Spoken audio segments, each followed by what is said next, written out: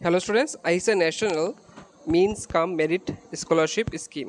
তো য'ত ছাত্ৰ ছাত্ৰীসকলে 12,000 টকাকৈ প্ৰতি বছৰে পাব। তো কিদৰে এপ্লাই কৰিব লাগিব, কেনেকৈ কি হ'ব, গোটেইখিনি কথা ডিছকাছ কৰিব গৈ আছোঁ। তো এইটো প্ৰগ্ৰাম স্পনচাৰ কৰিছে department of school education and লিটাৰেচি, minister of education, government of India. মানে এইটো গোটেই ভাৰতৰ কাৰণে হয়। এতিয়া কথাটো হ'ল যে এইটো এটা এক্সাম হ'ব, স্কলাৰশ্বিপটো ডাইৰেক্টলি দিয়া নহয়, এটা এক্সাম হ'ব।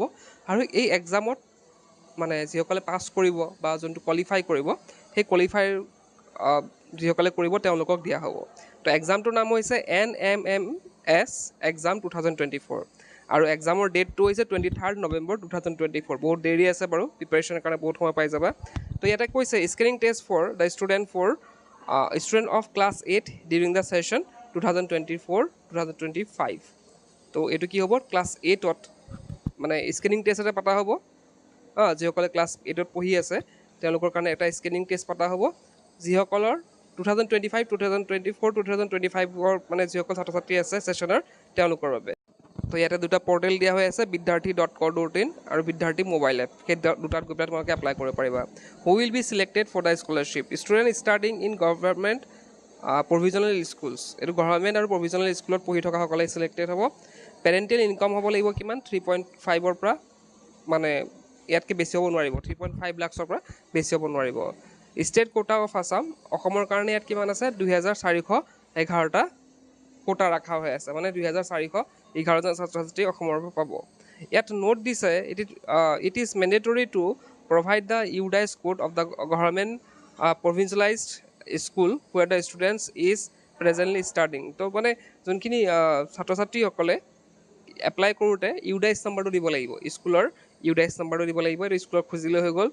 Students from private school JNV KV may appear in the examination but will not be selected for the scholarship. তো যিসকল বেলেগ বেলেগ প্ৰাইভেট স্কুলৰ ছাত্ৰ ছাত্ৰীসকলে দিব পাৰে, এনেই দিব পাৰে আৰু এক্সপিৰিয়েঞ্চৰ কাৰণে, কিন্তু তেওঁলোকৰ কিন্তু সেই স্কলাৰশ্বিপৰ পইচা দিয়া নহ'ব। মানে তাত যদি কোৱালিফাই কৰে তথাপিও কিন্তু তেওঁলোকক পইচা দিয়া নহ'ব। তো এতিয়া লাষ্ট ডেট দিছে 30/10/2024। 30/10/2026লৈকে আছে ডেট। আৰু এডমিট কাৰ্ড ওলাব 10/11/2024লৈকে, মানে 24ত ওলাব। এক্সামিনেশ্যন চেণ্টাৰটো দিছে district headquarters, sub divisions and blocks. সেইটো পিছত গম পাবা আৰু তোমালোকে। আৰু তলত ইয়াত হোৱাটছএপ নম্বৰ বা কল নম্বৰ দিয়া হৈ আছে, ইয়াত তোমালোকে চাব পাৰা।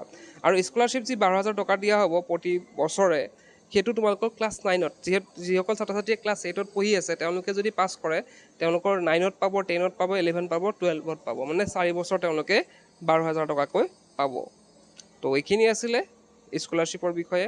তো যিসকলে ক্লাছ 8ত পঢ়ি আছা তেওঁলোকেতো দিবই লাগিব, মানে চেষ্টা এটা কৰি চোৱা, পাবাই নিশ্চয়, ভালদৰে প্ৰিপেৰেশ্যন কৰিলে পাবাই।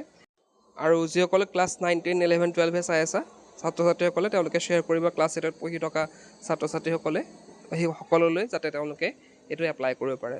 তেন্তে আজি ভিডিঅ'টো শেষ কৰিলোঁ। কিপ ৱাচিং কেলাৰ।